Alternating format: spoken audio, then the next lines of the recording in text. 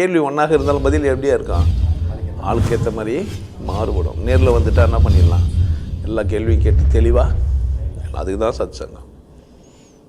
என்னுடைய நோக்கம் எல்லாம் மனிதர்கள் எல்லாம் மகிழ்ச்சியாக இருக்கணும், அவ்வளோதான். வாழ்க்கையில் பேட்டர்னெல்லாம் நடக்கலை. இந்த செட்டப்பு, சோசியல் செட்டப்பே பேட்டர்னாக தான் வச்சுக்கிறாங்க உங்களை. அதுக்கு மேலே உங்களால் சிந்திக்க முடியாது, உடைக்கவே முடியாது உங்களால். நீங்கள் ஒரு சமூகம் சார்ந்த ஒரு மனுஷனாக பிறந்திருப்பீங்க. ஏதோ நாக்கிற மொழியாக செட்டியாருவங்களாம் சமூகம் சார்ந்த ஒரு கூட்டம். அப்படி தான் வளர்ப்பாங்க. கல்யாணம் அப்படி எப்படி பண்ணணும் அப்படின்னு யாரை கேட்டாலும் என்ன சொல்லுவாங்கன்னா, ஒரு மண்டபம் எடுத்து அப்படி தானே நைட்டு நிச்சயம் பண்ணிவிட்டு பண்ணணும், இல்லை நிச்சயதார்த்தம் தனியாக பண்ணிட்டு பண்ணணும். நிச்சயதார்த்தமாக பண்ண போகிறோன்னா நைட்டு நிச்சயம் பண்ணிவிட்டு காலையில் தாலி கட்டுறது நைட்டு ஏன் நிச்சயம் பண்ணணும்? ஒரு நைட்டில் என்ன ஆகிடா? ஏன் தாலி கட்டுன்னு வாழ்கிறதுக்கு எதுக்கு மண்டபம் எடுக்கணும்? நம்ம 2 பேரும் தனியாரில் 10 தூங்க போகிறோம், இதுக்கு எதுக்கு மண்டபம் எடுக்குன்னா கேட்டால் நம்மள என்ன சொல்லுவாங்க, நீ பேட்டனுக்கு வெளியே போனேன்னா நீ மனுஷனே இல்லைன்னுவாங்க. இப்போது சில குடும்பத்துங்களில் பொம்பளை வீட்டில் தான், பெண் வீட்டில் தான் செலவு பண்ணணும், மண்டப செலவெல்லாம் பையன் வீட்டில் பண்ண மாட்டாங்க. சில சமூகத்தில், சில ஜாதியில் பையன் தான் செலவு பண்ணணும், பொண்ணு செலவு பண்ண மாட்டாங்க. இந்த மாதிரி தமாசாக செட்டப் பண்ணி வச்சுக்கிறாங்க. தாலி கட்டுற முறையே போய் பார்த்தீங்கன்னா, நான் உங்களுக்கு சொல்ல வேண்டியதில்லை, அச்சுக்கிறாக்கிறீங்க. அங்கே உங்களுக்கு என்ன பண்ணுவாங்கன்னா, ஒருத்தன் ஒன்று பண்ணிருப்பான். தலைப்பா கட்டத்துலேயே வித்தியாசம்லாம் இருக்கும். தாலி கட்டுறது மூஞ்சி பார்க்காம கட்டணுன்ட்டு தவுளுக்குள்ளே கையை விட்டு கட்டுறோம்லாங்கிறான். அப்படி தானே? இன்னும் சில பேருக்குறான் தாலியை நாத்தார் தான் கட்டணுன்னுவான். அப்படி தானே? ஒரு டிசைனாக இருக்குது, ஒன்றும் செய்ய முடியாது. இந்த பேட்டர்ன்லாம் தூக்கி மறந்துட்டு நான் யார், எனக்கு என்ன வேணும், நான் இப்போ ஒரு வாழ்க்கை வாழணும், எனக்கு ஒரு ஜோடி வேணும், ஒரு பெண் வேணும். அந்த பெண் எப்படி இருக்கணும்னு யார் யோசிக்கணும்? நான் யோசிக்கணும். அது சமூகத்துலேருந்து ஒரு பொம்பளை வரணும். அப்படி தானே? அவள் ஏதோ ஒரு கூட்டத்துலேருந்து வருவாள், அவள் ஒரு ஐடியா வச்சுன்னு வருவாள். எங்கள் வீட்டுக்கார் இப்படி இருக்கணும், அப்படி இருக்கணும், ரஜினி மாதிரி கிராஸாக நடக்கணும். எந்த பொம்பளையும் எப்படி வரமாட்டான்னு கேட்டேன்னா, எப்படின்னா இருக்கட்டும், அவனை கூட வாழ்ந்து பார்க்கலான்லாம் வாழமாட்டாள். அவள் ஒரு கனவோட ஒரு பெரிய திட்டங்கள்லாம் வச்சு எப்படி இருந்தாலும் ஆளை இப்படி மாற்றணும், இது மாதிரிலாம் அவள் ஒரு பேட்டர்ன் வச்சுன்னு வருவாள். ஒன்றும் செய்ய முடியாது. சுற்றி பார்த்தீங்கன்னா கூர்ந்து கவனிச்சு ஜோசிக்காரெலாம் எப்படி ஜோசியம் சொல்கிறான்னா, இதை வச்சு தான் பார்த்துட்டு உடனே சொல்லுவான். அவன் சில கணக்கு வச்சுருப்பான், இந்த பேட்டர்னை கண்டுபிடிக்கிறதுக்கு சொல்லுவான். நீங்கள் அமாவாசை இது பௌர்ணமியெல்லாம் எப்படி இருப்பீங்கன்னு கேட்பான், எனக்கு கண்டுபிடிச்சிடுவான். நாங்கள் அமாவாசை பௌர்ணமியெல்லாம் கரிமீன்லாம் சாப்பிட மாட்டோம்னோடனே உயர்ந்த ஜாதி இந்து அப்படின்னு கண்டுபிடிச்சிடுவான். யாரே யோசிச்சுட்டு அதுமாதிரி உங்களுக்கு பொண்ணு நல்ல குணவதியாக வருவாள், மங்களகரமாக வருவான், மகாலட்சுமி வருவான்னுவான். நிச்சயமாக மேரி வரமாட்டா. ஏன்? நீ அமாவாசை பௌர்ணமி கொண்டாடுறவனுக்கு மேரி கல்யாணத்துக்கு வருவா? உனக்கு பொண்ணை மேரியோ ரீட்டாவோ ஸ்டெல்லாவோ வருவாங்களா? ஏன் வரமாட்டாங்க? அப்போ பொழப்பு எங்கடா ஓடுதுன்னா, செட்டப்பெல்லாம் பேட்டர்னாக பண்ணிட்டோடனே ஆளை பார்த்தோன்னே கரெக்டாக இவர் இப்படி தான், இது இப்படி தான், இந்த பிசி இப்படி தான் அப்படின்னு வெளியே வர்றதுக்கும் நினைக்கக்கூடாது. பேட்டர்ன்லாம் தப்புன்னு சொல்ல முடியாது. அதில் ஒரு சௌகரியமும் இருக்குது. பேட்டர்னோட இருக்கும்போது சௌகரியமாக இருக்குது இல்லை. தாலி கட்டியா அப்படின்னு பார்க்கணுன்னே பார்த்தா தெரியும்ல, தாலி கட்டிக்குதா, ஓகே. மூக்கில் குத்துன மாதிரி ஒருத்தன் சொல்கிறான், தாலி கட்டினவங்க நாய்க்கு டோக்கன் போட்ட மாதிரின்றான். மோதிரம் போட்டாக்கா நாய்க்கு மோதிரம் போடுற மாதிரி விரல் இல்லை. இப்போது நாய்க்கும் கழுத்துக்குது, பொம்பளைக்கும் கழுத்துக்குது, டோக்கன் போட்டாங்கன்றான். மோதிரம் போட்டாங்கன்னு சொல்ல முடியாது. மோசம்லாம் இருக்குது. இன்னும் சேருக்குது இல்லை, காலுக்குது, இதுக்கெல்லாம் காலுக்குது, டேபிளுக்கு காலுக்குது, இந்த மேசைக்கு காலுக்குது. காலு முனையில் போனால் ஏதோ ஒன்று இருக்குது.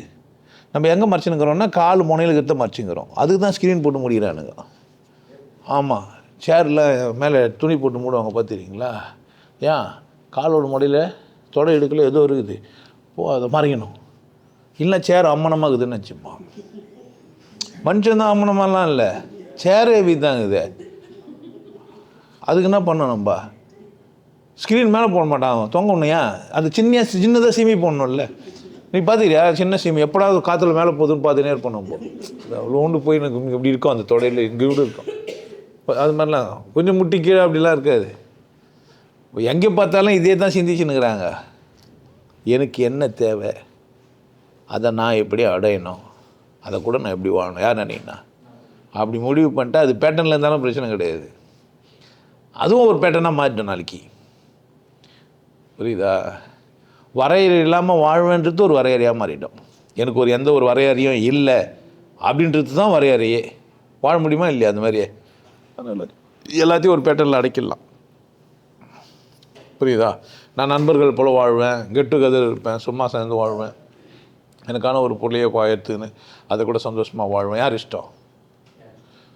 என்னன்னா சுற்றிக்கிறவங்களாம் ஒத்துக்க மாட்டாங்க. ஒன்றும் நான் ஒரு ஆம்பளையும் ஒரு பொம்பளையும் ஒரு அரை மணி நேரம் ஒன்றா பேசியிருந்தாங்கன்னா ஏதோ பண்ணிட்டாங்கன்னு வாங்க. அவங்க 2 பேரும் போராடி இருப்பாங்க அரை மணி நேரமும் ஒன்றுமே பண்ண முடியாமல். அட்லீஸ்ட் ஐ லவ் யூ சொல்லவே முடியாமல் தவிச்சுன்னு இருப்பான். அதான் அவன் பிரச்சனை. சாப்பிட்டியா, தூங்குனியா, போனியா, உன் கிளிப்பு நல்லா இருக்குது, நீ மேட்சா கிளிப் போட்டுன்னு இதுக்கே அரை மணி நேரம் ஆகிருக்கும். ஆனால் இவங்க எல்லாம் முடிச்சுட்டு வந்துடுவேன் நினச்சின்னு இருப்பான். ஏன்னா அவன் மூலையில் என்ன இருக்குதோ அப்படி தான். மனித மூளை எல்லாமே அப்படி தான் இருக்கும். எல்லா மூலையும் எடுத்து பார்த்தீங்கன்னா எடுத்து பிரித்து பார்த்துன்னு வச்சுக்கேன், அதில் ஒரு அழகாக ஓடி இருக்கும். 0 1 1 1 0 அது மாதிரி பேட்டர்னுங்களுக்கு நிறைய நம்பர் இருக்கும். அந்த மாதிரி பார்த்தீங்கன்னா ஓகே இது இந்த மாதிரி சிந்திச்ச ஒரு ஜந்து. இப்போ வேற்றுக்கிழக்கு வாசி வந்து பார்த்தான்னு வச்சுக்கேன் அப்படி தான் யோசிப்பான். என்ன மாதிரி ஆளை தான் பார்த்து கன்ஃபியூஸ் ஆகிடுவான். இவன் என்ன குடிப்பான்றான், சாமியாரும் கிடையாது, சாமியாருன்றாங்க எல்லாரும், ஆனால் இவன் அந்த மாதிரி நடந்துக்கும் இல்லை. இப்போலாம் பண்ணுவாங்கல்ல, ஒரு சாமியார்னா இப்போ புட்டெல்லாம் வச்சுக்கிறதுனால வச்சு நீ எந்துன்னு சொன்னாக்கா மோசக்கார பாவி அதே போல் இது மாதிரிலாம் இருக்குன்னு சொல்லுவான். கேட்பானா கேட்க மாட்டானா? பேட்டர்லேருந்துலாம் வெளியே வரவானா அதை பற்றி யோசிக்கவும் கூடாது. ஆனால் அப்படி இருக்க சொல்லுவாங்க சுற்றிக்கிறவங்கெல்லாம். நம்மலாம் இப்போ யார்? நம்ம குலத்துக்கு நம்ம ஜாதிக்கு இது தகுமான்னு கேட்பான். போயும் அப்படின்னு. புரியுதா? அவன் அப்படி தானே ராமரை பார்த்து கேட்டுக்கிறான். ராஜாவனா பொண்டாட்டி விட்டு சந்தோஷமாக இருக்கலாம், ஆனால் நாங்கள் என்ன பண்ண மாட்டான் அந்த மாதிரியே இருக்க மாட்டோன்னு. ஒன்று அந்த அக்காவை கூட்டினது நெருப்பில் இறங்கி காட்டு எவனோ ஒருத்தனுக்கு ரோட்டில் போகிறவன் கத்தனான்ட்டு. இவனுக்கு விட்டான்ல கம்முன்னா விட்டுட்டு போனாங்க வந்து சைலண்டில் வச்சுருந்துருக்கலாம் தானே. அக்காவை நெருப்பில் இறக்கி போய்கிறான். அந்த அக்கா இலங்கையில் போய் தவம் பண்ணியிருந்துக்கிறாங்க. ராமரும் லட்சுமணும் சுயம்பா ஏமிட்டுக்கிறாங்க. இது ராமனும் சீதாவும் சுயம்பா ஏமிட்டாங்க. லட்சுமணன் அங்கேயே நிற்கிறான். ஆமாம், நெருங்கி வருவாய் நெருங்கி வருவாய் நெருங்கி வருவாய். சீதா தேவி 1000 இடத்துல உட்கார வச்சுக்கிறாங்க இலங்கையில். பார்க்குறதுல எல்லாம் அங்கெல்லாம் பிடிக்குதோ அங்கெல்லாம் உட்காந்துக்கிறாங்க அந்த அவங்க. இதை விட எங்களுக்கு ஒரு அழகான ஒரு கதை சொன்னார், எங்களுக்கு கைடாக இருந்தவர். உள்ளவே சுரங்கப்பாதை வச்சுக்குது, அதெல்லாம் சுத்தம் பண்ணி உள்ளே போகிறதானே. நான் நம்ம கணக்காக சொல்லிட்டேன், வேலைக்காரனாக தான் அதெல்லாம் பண்ணுவான். நம்மன்னு ஒரு வார்த்தை சொல்லிட்டீங்கன்னு வச்சுக்கோங்க எல்லாம் சைலண்ட் ஆகிடுவானுங்க. நம்ம ஆளுங்கெல்லாம் அப்படி செய்ய மாட்டாங்கன்னா பரவாயில்ல. நம்ம தானே முட்டாளுக்கிறான். இப்போ நம்ம எல்லோரும் முட்டாளுன்ட்டு என்ன பண்ணுவாங்க? பிரச்சனை கிடையாது. அப்போ அது மாதிரி பேட்டர்ன்லாம் வச்சுக்கணும். ஏன்? அப்போ தான் நல்லாயிருக்கும். புரியுது ஐடியா? நல்ல பேட்டர்ன்லேருந்து தான் வெளியே வர முடியாது. தேவைக்கு வாழுங்க சரியாயிடுவீங்க. எப்படி வாழுங்க? தேவைக்கு வாழுங்க சரியாயிடுவீங்க. உங்களுக்கு எல்லாருக்கும் ஒரு விஷயம் சொல்கிறேன். ஆனந்த வாழ்வு அப்படின்ற ஒரு கோர்ஸ் யூடியூப்பில் போட்டு வச்சுக்கிறேன். Happy life course. நீங்கள் மெம்பர் ஆனீங்கன்னா ஆனந்த வாழ்வு கோர்ஸை நேரடியாக நீங்கள் யூடியூப்பில் பார்க்கலாம். ஃபேமிலியாக டிவியில் போட்டு என்ன பண்ணலாம், எல்லாரும் ஃபேமிலியாக போட்டு பார்க்கலாம். ஒருத்தர் தான் சப்ஸ்கிரைப் பண்ணீங்க, 5 பேர் 6 பேர் என்ன பண்ணலாம், நீங்கள் அதை பார்க்கலாம். வாய்ப்பு பயன்படுத்திக்கப்பா.